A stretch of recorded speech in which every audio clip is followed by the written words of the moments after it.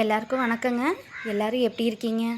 நம்ம வீடியோஸ் இப்போ தான் ஃபஸ்ட் டைம் பார்க்குறீங்க அப்படின்னா மறக்காமல் நம்ம சேனலை சப்ஸ்கிரைப் பண்ணிடு உங்களோட ஆதரவை எங்களுக்கு கொடுங்க. இன்றைக்கி இது செவ்வாய்க்கிழமை எடுத்த விலாகுங்க.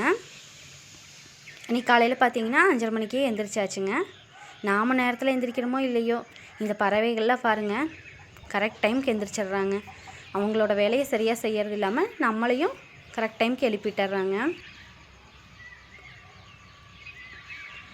இன்றைக்கி காலையில் டிஃபன் பார்த்தீங்கன்னா பூரி தாங்க செஞ்சுருந்தேன். குழந்தைங்க மதிய லஞ்சுக்கும் பூரியே கேட்டிருந்தாங்க. அதனால் சரின்னு பூரிக்கு மாவெல்லாம் பிசைஞ்சு வச்சுட்டு கிழங்கு வேக போட்டு எடுத்தாச்சுங்க.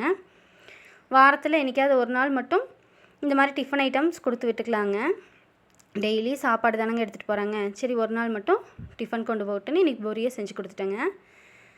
சின்ன வெங்காயம், இஞ்சி, பூண்டு, தக்காளி, வரமிளகாய் இதெல்லாம் சேர்த்து வதக்கி வேக வச்ச கிழங்கை இதோடு சேர்த்து கொஞ்சமாக சாம்பார் பொடி போட்டு மசாலா செஞ்சாச்சுங்க.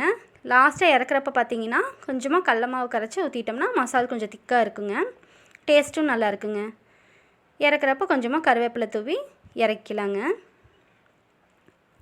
கையோடு பார்த்தீங்கன்னா பூரியும் போட்டு எடுத்தாச்சுங்க. டிஃபன் பாக்ஸுக்கும் எல்லாம் பேக் பண்ணிவிட்டு வீட்டில் கொஞ்சம் மித்த வேலையெல்லாம் இருந்ததுங்க. துணி துவைக்கிறது இதெல்லாம் வேலை இருந்தது. அதையும் எல்லாம் முடிச்சுட்டு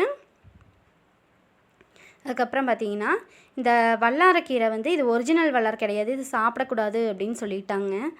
சரின்னு இந்த கீரை எல்லாத்தையுமே பிடுங்கி விட்டுட்டு நான் டப்பில் தாங்க வச்சுருந்தேன். சரி இந்த கீரை எல்லாத்தையுமே பிடுங்கி விட்டுட்டு நம்ம வேறு ஏதாவது இதில் செடி வச்சுக்கலாம் அப்படின்ட்டு இது எல்லாத்தையுமே எடுத்துட்டேங்க. இந்த கீரை சாப்பிடக்கூடாது அப்படின்னு சொல்கிறாங்க.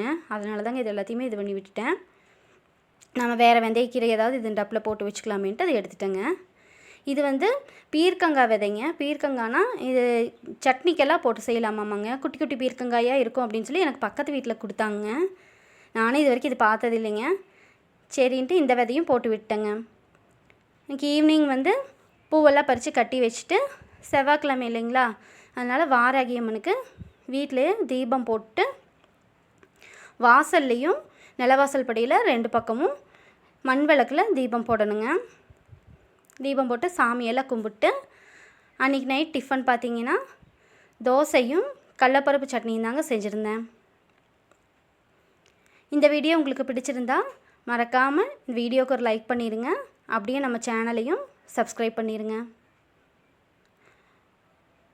ஓகேங்க, நெக்ஸ்ட் வீடியோவில் பார்க்கலாங்க.